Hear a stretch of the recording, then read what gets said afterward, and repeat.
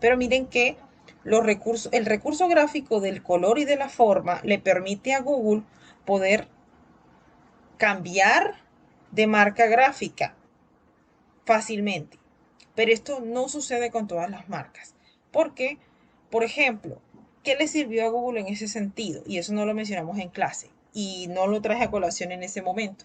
El hecho de que miren que la misma tipografía, como fue creada eh, o pensada en ellos, por ejemplo, ese recurso se utilizó a favor para luego convertirlo en un icono. Y también los colores le permitieron reafirmar y reforzar esa idea. Interesante eso, ¿vale? Ahora, ¿qué sucede? La idea del símbolo ha cambiado también mucho con el paso de los años. No desde su definición, porque la definición sigue siendo la misma, pero ¿cómo podemos integrar, por ejemplo, el símbolo a, a tendencias más actuales, como por ejemplo lo que les mencionaba anteriormente en clase y con respecto al diseño plano? Miren que un recurso sígnico, conocido como símbolo en la actualidad, puede ser eh, el símbolo de Word, ¿bien? Que pues fue creado por Microsoft y nosotros nos acostumbramos a la idea de que Word es un software que funciona pues para editar texto, para hacer texto y demás. E incluso cuando estamos en otro sistema operativo, supongamos Linux, Linux no maneja precisamente algo que se llame Word, ¿bien? O puede que no, pero nosotros lo asociamos con esa idea. Es como lo que sucede con las pastas dentales y Colgate. A todas las pastas dentales se les llama Colgate, pero todas las pastas dentales sabemos que no se llaman igual. Entonces sucede tiende a suceder lo mismo, o como pasa con la cruz en la Iglesia Católica y la cruz de la Cruz Roja. Puede que se confundan si ambas están en color negro, por colocarles un ejemplo. Entonces aquí hay un valor identatario que en este caso vendría siendo el color para diferenciar. Eso es importante. Bien, cuando nosotros hablamos de la clasificación de los isotipos, entonces estábamos mencionando en clase, por ejemplo, el primero de esa clasificación, que es el monograma. Cuando nosotros hablamos de un monograma, hablamos de un signo que pueda cumplir las funciones de icono y de símbolo al mismo tiempo.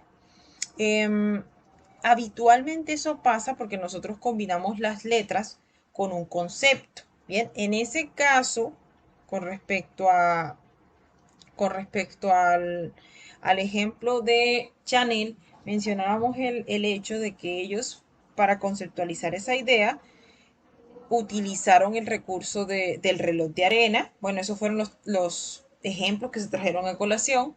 Eh, el nombre de la diseñadora, que ella se llamaba o se hacía llamar Coco Chanel, entre otras características, ¿vale?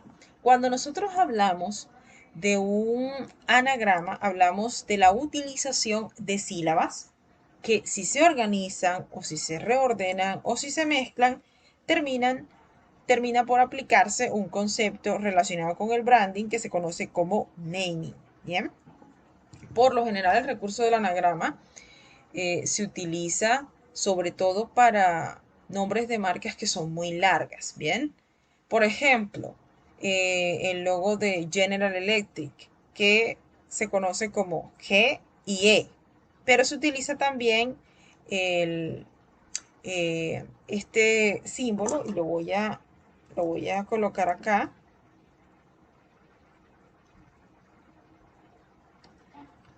A ver,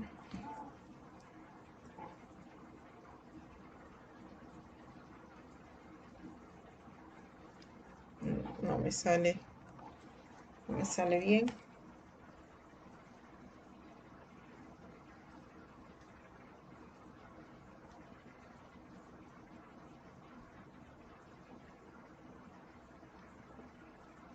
Bien, el símbolo,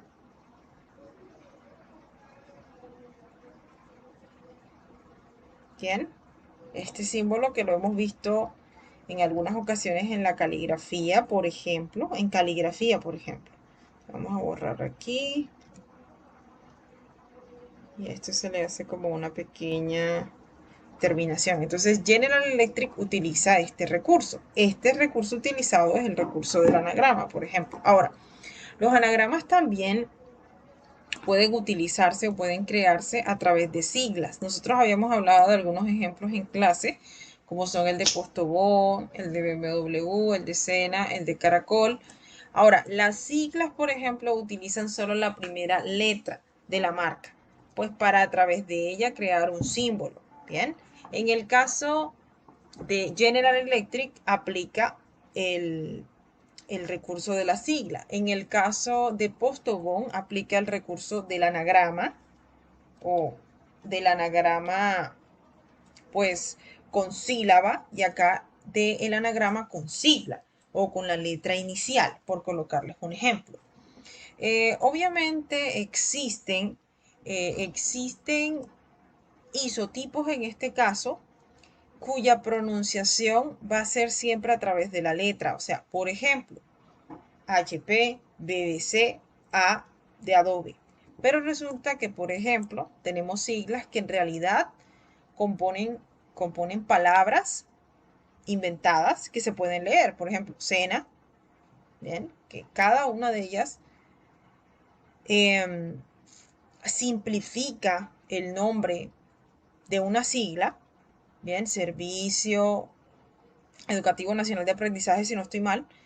Pero fíjense que es una sigla que se puede leer, ¿bien? O que compone una palabra, así sea inventada, o que se puede leer a partir de sílabas, cosa que no sucede de pronto con BBC, con HP, con CNN, pero pues cada una de estas palabras se relaciona o representa, puede ser el nombre o los apellidos de quienes crearon la empresa, o una palabra inventada también que se relaciona o que a la que se le fue adjudicando el significado con la marca, etcétera. Bien, ahora vamos a hablar de otra clasificación que es la firma. Bien, el recurso de la firma en los isotipos es utilizar un nombre, apellido distintivo de una marca, pero a diferencia de la sigla o a diferencia del anagrama en sí, en este recurso solo se utiliza la firma peculiar del diseñador o del creador o del fundador de la marca en sí. Entonces, ¿qué sucede? Normalmente este recurso se utiliza en el diseño de modas, por ejemplo. Miren en este caso cómo evolucionó el logo de Walt Disney a partir de la firma del propio ilustrador. Algunos cantantes, bueno, los cantantes, la mayoría de los cantantes utilizan el recurso de la firma para luego convertirlo en un isotipo. Aquí tenemos el de Oscar de la Renta, el de la diseñadora Schiaparelli, aquí les coloqué el de mi marca. Entonces, utilizando el mismo recurso de la firma aquí directamente. Aquí también está otro, el de Picasso, o el de la marca Picasso, partiendo del mismo gesto tipográfico que da la firma. Bien, entonces algunas marcas utilizan ese recurso pues para poder comunicar lo que ellos son como marca en sí, porque les resulta mejor en ese caso. Ahora, hablemos de un pictograma. Un pictograma se relaciona mucho con lo que es un icono, ¿vale? Y es que finalmente eh, el recurso del pictograma es una representación iconográfica. Entonces yo puedo representar una marca a través de un icono que tenga características más figurativas o características más abstractas. Por ejemplo, cuando yo les hablaba en clase de el cocodrilo de Lacoste, este es un icono, pero es un icono figurativo. ¿Por qué? Porque resulta que, pues, sí representa lo más real posible a un animal. En este sentido, el cocodrilo.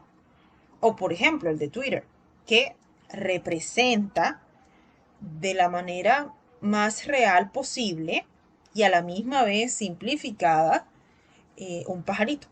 Bien. Ahora, luego a todo esto se le fue adjudicando el significado con la marca y demás, y eso ya tiene que ver más con la identidad corporativa. Pero hablando de la identidad gráfica, interesante que podamos diferenciar cuando un icono es más figurativo y cuando un icono es más abstracto. Por